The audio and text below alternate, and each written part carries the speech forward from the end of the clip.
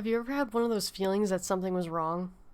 I don't mean during the day either, but at night. I mean that sudden unprovoked feeling of dread that commands you to wake. Funny. It's almost like nocturnal evil gives off something that your sleeping brain picks up on. I had one of those recently. It forced me to wake up at 3 a.m. Normally when you had that feeling, you'd lay still feigning sleep.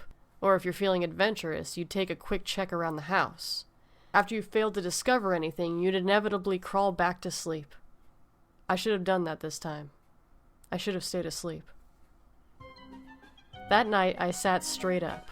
For the longest time, I sat there staring into the dark of my house before I realized that I was awake. Then came the fear.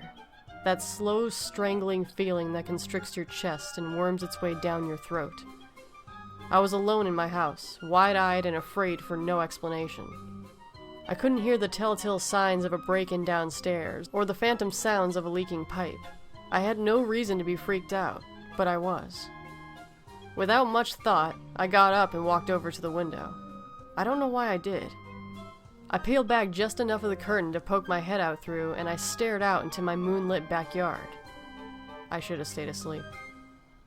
Outside, prancing around my garden, was a clown. It had ruffles around its sleeves and collar, baggy pants and floppy shoes. Its painted face was even topped with a big red rubber nose. It was without a doubt the last thing I wanted to see at 3 in the morning. It danced in complete silence, doing a step only a madman or child could understand. Its playful manner was haunting.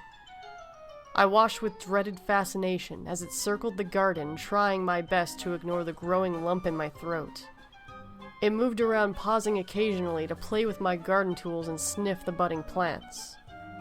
Then it waltzed over to an oak sapling I had planted and disappeared.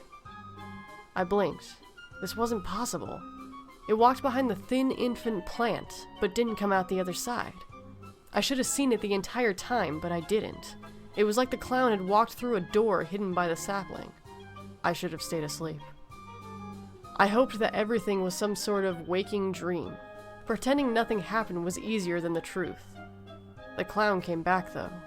Night after night, I watched it dance around my backyard, and at the end of every night, it would vanish the same way.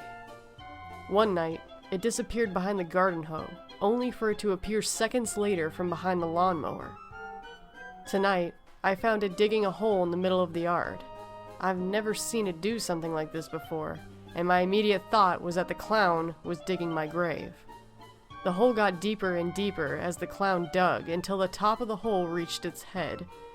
Once finished, it stood at the edge of the hole, motionless, when out of nowhere, it jerked its head around. My heart pounded so hard I could taste the copper in my mouth.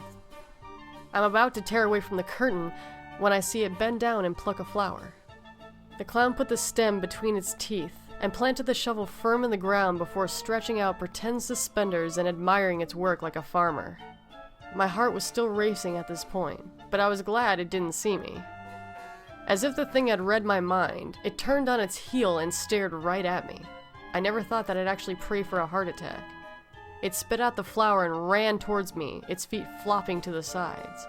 It stopped a few feet from the house, grinning at me with filthy orange teeth as it pointed to the hole and waved me over excitedly, like a child showing off a finger painting. Frozen in place, the only thing I could do was furiously shake my head no. The clown's smile fell, and it scratched its head as if confused. Then, it walked over to the hole and pointed at it again. I would have told it to fuck off if I could. It stood there for a moment before animatedly acting out its aha moment. It then waltzed over to the planted shovel and disappeared behind it. I stared, wide-eyed, hoping it would reappear in the yard like before. I silently prayed for this, until the moment I heard my closet creak open. I should have stayed asleep.